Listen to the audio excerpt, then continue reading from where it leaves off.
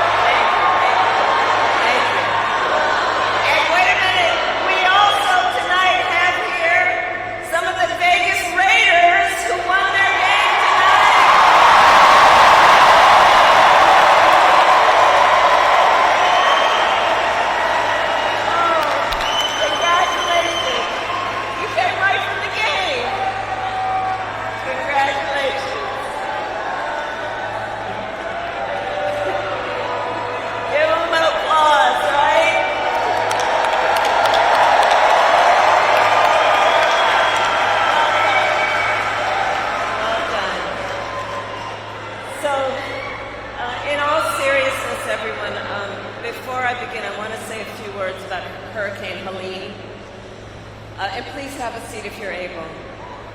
I want to talk about Hurricane Helene for a moment. And I know that everyone here sends their thoughts and prayers for the folks who have been so devastated by that hurricane and the ensuing events in Florida, in Georgia, the Carolinas, and other impacted states. And we know that so many have been impacted, some have died. But I want to thank everyone for doing everything you can to think about them, send them your thoughts, send them your prayers. I want to thank the first responders who have done so much.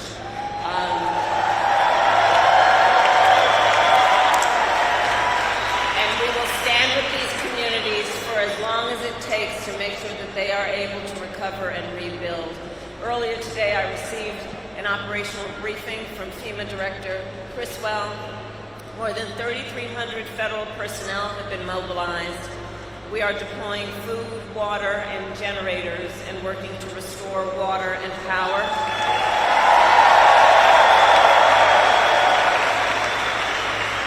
And the President and I have told state and local leaders we will provide whatever help they need in the days and weeks ahead. And so I thank you all for sending your best wishes to everyone there. Thank you.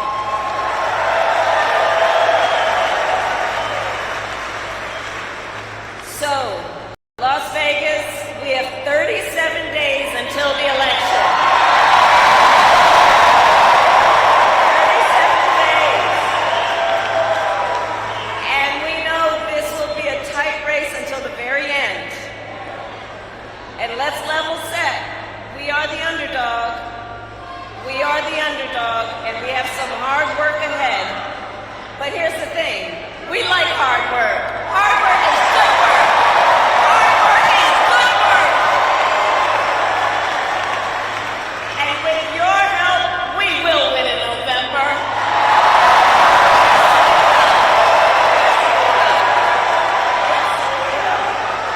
We will win. We will win.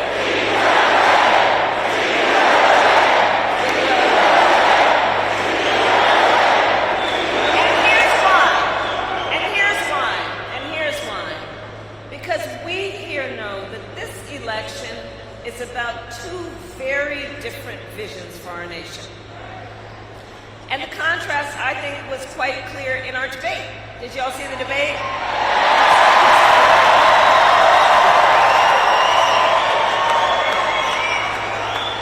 And in 2 days, I know we will cheer on Coach Walz when he debates.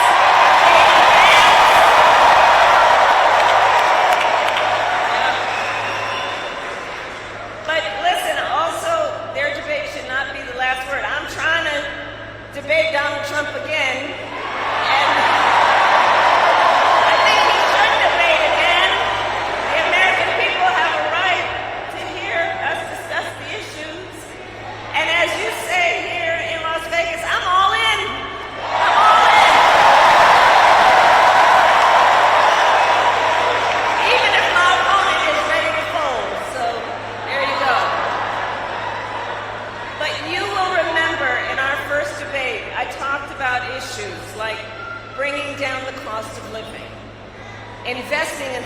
businesses, protecting reproductive freedom,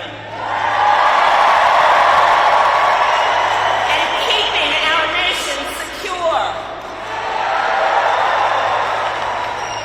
But from Donald Trump, well, it was the same old tired playbook. Same old tired playbook. With no plan on how he would address the needs of the American people. Well, folks, it's time to turn the page. Turn the page. America is ready to chart a new way forward. Ready for a new and optimistic generation of leadership.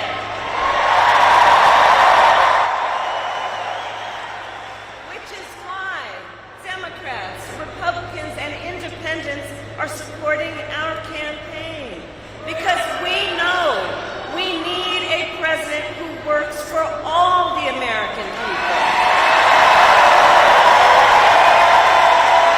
Enough of the division, enough of the hate. We are all in this together. And you all know from my entire career, I've only had one client, the people. The people. From being a young courtroom prosecutor in Oakland, I stood up for women and children against predators. As Attorney General of California, I took on the big banks and delivered $20 billion for middle-class families who faced foreclosure. I stood up for veterans and students being scammed by for-profit colleges. For workers who are being cheated out of their wages. And I pledge to you as president, I will fight for all Americans, and together we will build a brighter future for our nation.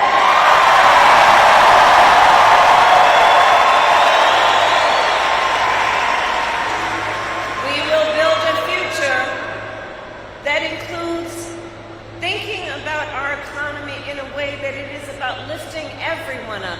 We will build what I call an opportunity economy, so that every American has an opportunity to own a home, to build wealth, to start a business.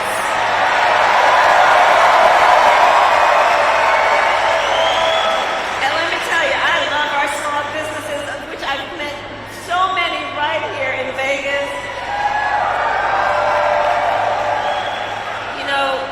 Growing up, our mother worked very long hours, and so my sister Maya and I would go over 2 doors down to Miss Shelton's house. We called her our second mother. And Miss Shelton was a small business owner. So I know since I was a young child who our small businesses are, who our small business owners are. Small businesses are the backbone of America's economy.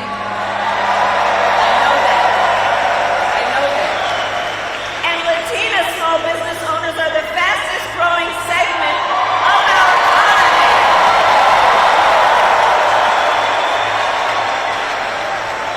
So my plan is about tapping into that ambition, those aspirations, those dreams, those incredible ideas, that strong work ethic that people have. Also understanding not everybody gets handed $4 million on a silver platter and files for bankruptcy 6 times. So my plan is about saying we've got to help entrepreneurs, startups out, and I will give a $50,000 tax deduction to help entrepreneurs start their small businesses. Because right now, that tax deduction is $5,000. Can't nobody start a small business in 2024? So we're gonna make it something where it is doable to lift folks up.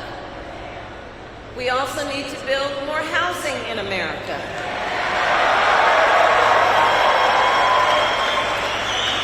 My mother saved up for years till I was a teenager when she was able to buy our first home. And right now, a serious housing shortage is part of what is driving up costs. So we will cut the red tape and work with the private sector to build 3 million new homes.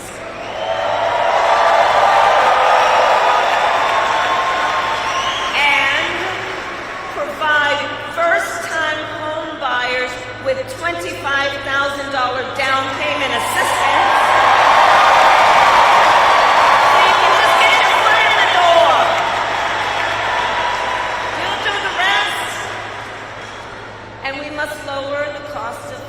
Because while our economy is doing well by many measures, prices for everyday things like groceries are still too high. You know it and I know it.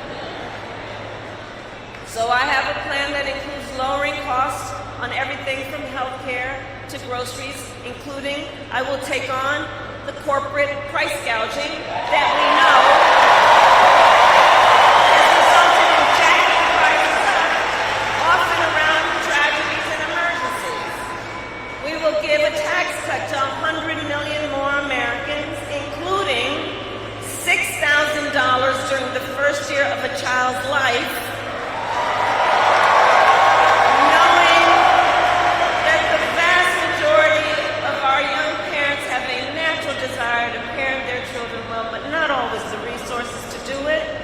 And that $6,000 in extending and expanding the child tax credit will help buying a crib, buying a car seat, doing the things that are so critical in that first phase of life. I will also make sure good-paying jobs are available to all Americans, not only those with college degrees.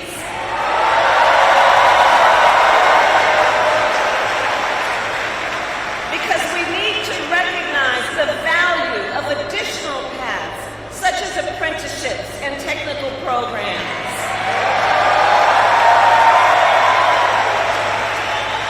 And so, as president, part of how I'm going to push this forward is I will get rid of unnecessary degree requirements for federal jobs,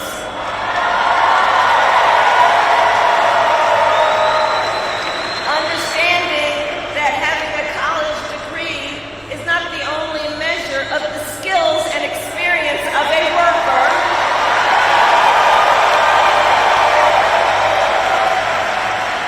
And when we do that in the federal workforce, I'm coming to ask the private sector and challenge you to do the same.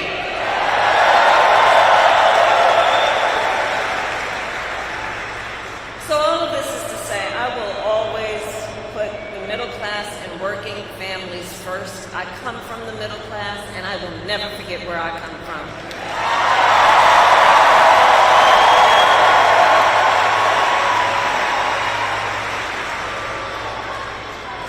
Now, Donald Trump has a different plan.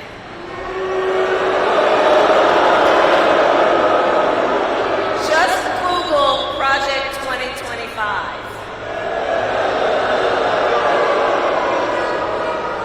Which I have to say, I still can't believe they put that thing in writing. They printed it up. They bound it. They handed it out. Just Google it. It is a detailed and dangerous blueprint for what he would do if he were elected again as president. Donald Trump will give billionaires and corporations massive tax cuts. Again, cut Social Security and Medicare, and impose what I call a Trump sales tax, which would be a 20% tax on everyday basic necessities. Have measured would cost the average family nearly $4,000 more a year in everyday expenses.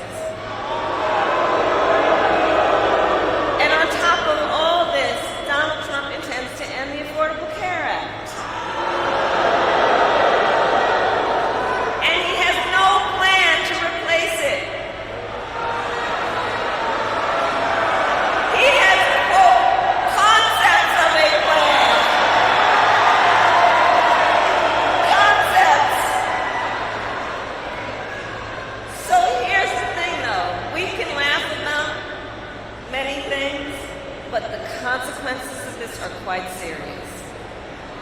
Quite serious.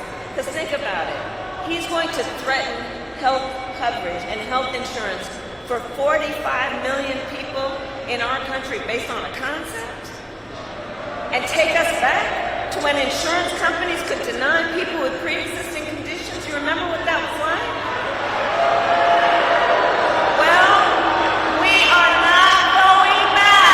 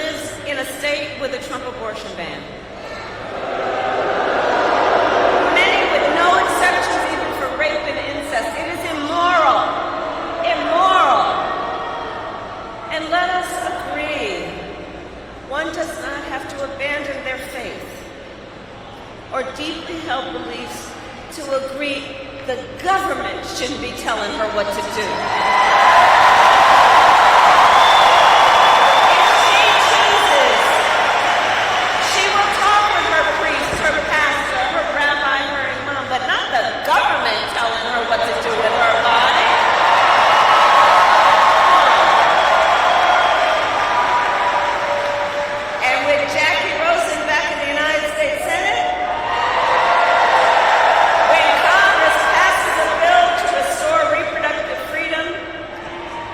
President of the United States, I will proudly sign it into law.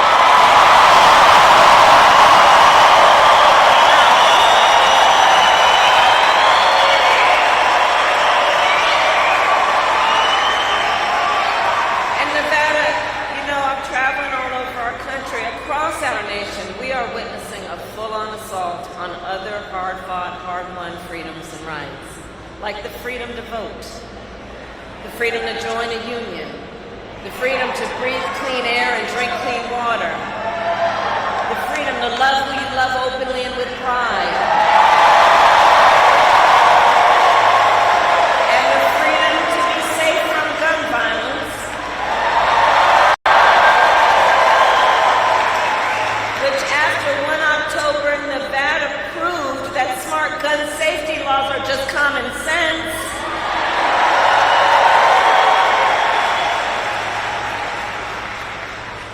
So look, generations before us, generations of America led the fight for freedom.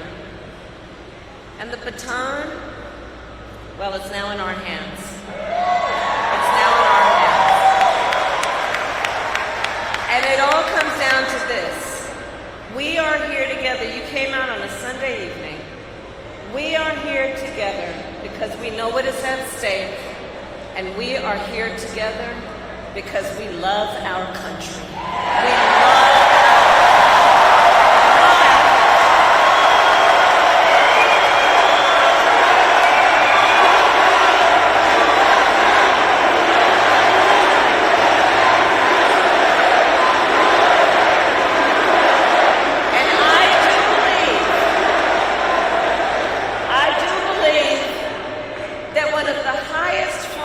patriotism that we could show is to then fight for the ideals of our country.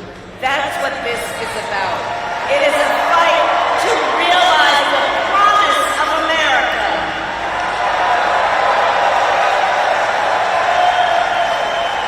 And I know the people of Nevada, you are battle-born. You are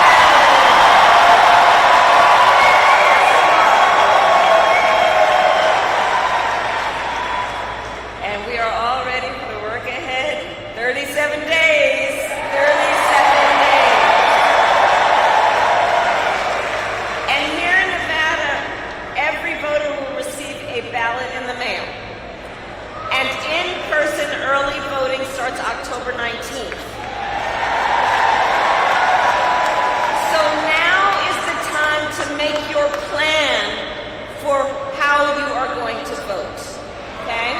And I'd ask you to start making your plan now for how you are going to vote.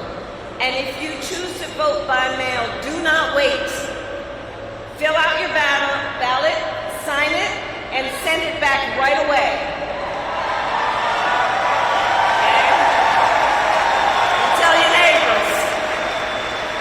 Because, folks, the election is here. And we need to energize and organize and mobilize, and remember, your vote is your voice. Your voice is your power. Don't ever let anybody take your power from you. Never. Don't let anybody silence you. Ever. So, Las Vegas, today I asked you, are you ready to make your voices heard?